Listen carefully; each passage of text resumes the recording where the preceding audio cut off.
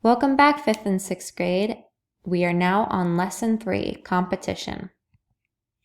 So for your do now, I want you to pause the video and take 3 minutes to write down one resource you see in the picture to the right. I know we talked a lot about resources in our first lesson video, so I want you to try and remember what we discussed and pick out one resource you see in the picture.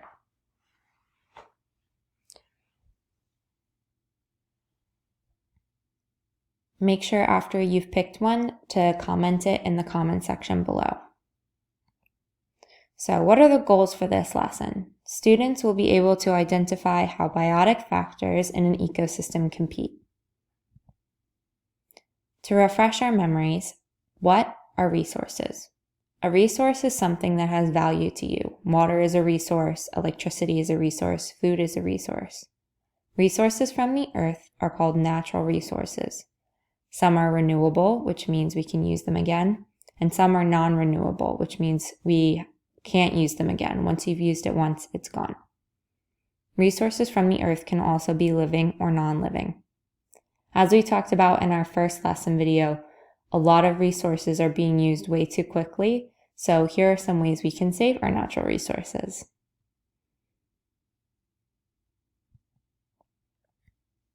Abiotic versus biotic. Resources can be living or non-living. Both are very useful to different organisms within an ecosystem. Abiotic factors are non-living things within an ecosystem. Examples of this are water, sunlight, and dirt. Biotic factors are living things within an ecosystem. Examples of this are trees, birds, worms, people, plants, and more. So I want you to look at the picture to the right. List all visible biotic, living, and abiotic non-living factors you notice. Now describe one interaction you observe in the picture.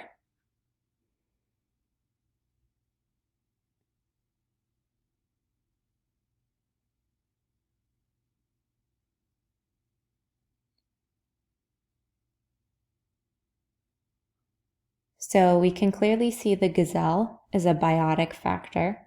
So is the grass on the ground. And an abiotic factor we can notice is perhaps the dirt or the rocks we see on the ground. What's an interaction that we see? The gazelle is grazing, which means the gazelle is eating the grass on the ground. So that is a way that two biotic factors are interacting.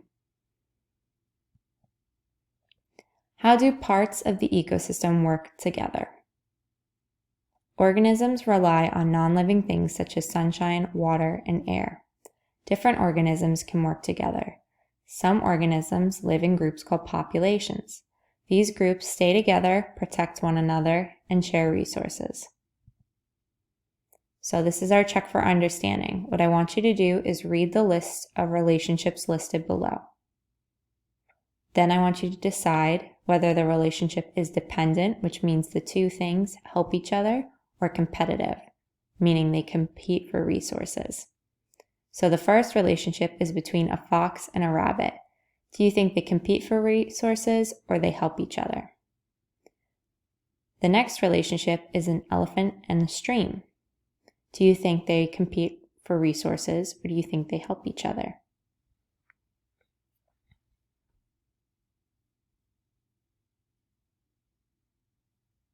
Once you've decided your answer, make sure you comment it in the comment section below.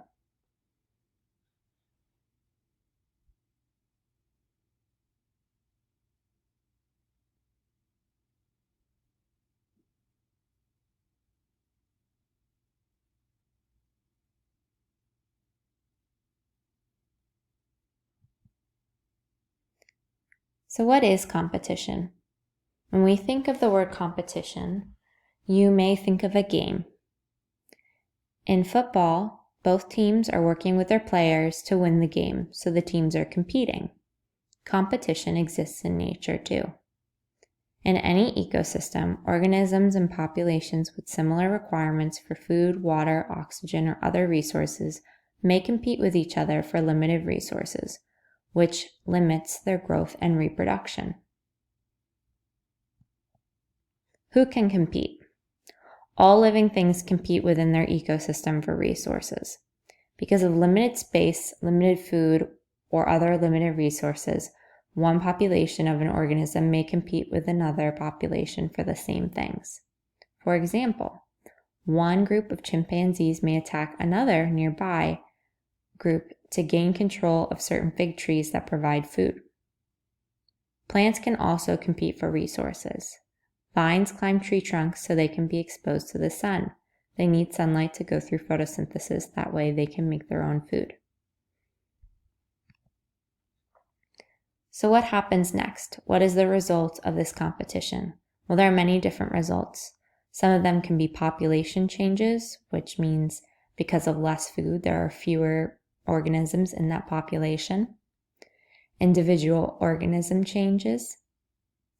This means that more food can result in faster growth. Competition means that there can be competing within a population or between populations. And rate of reproduction. If there are not a lot of resources, there might not be as many organisms in a population.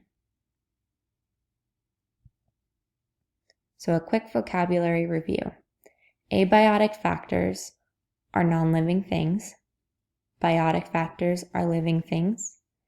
Interactions, a behavior that causes something to affect something else. Competition, to fight for something. And population, the number of organisms of the same species that live in the same area at the same time.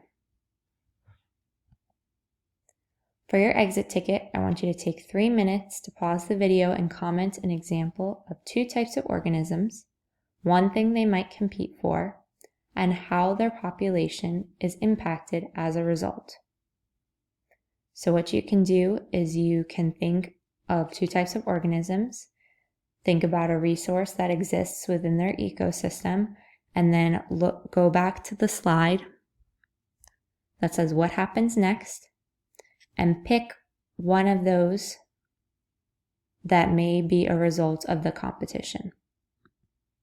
So go ahead, pause the video, and make sure you comment your answers below. So for your homework, make sure you comment your answers to the Do Now, the Check for Understanding, and the Exit Ticket in the comment section by Friday, April 24th. On mobymax.com, complete the Relationships in Ecosystems lesson and lesson test by Monday, April 27th. And if you need any extra help, please check out this video, Ecological Relationships with the Amoeba Sisters. It should help you out if you have any questions.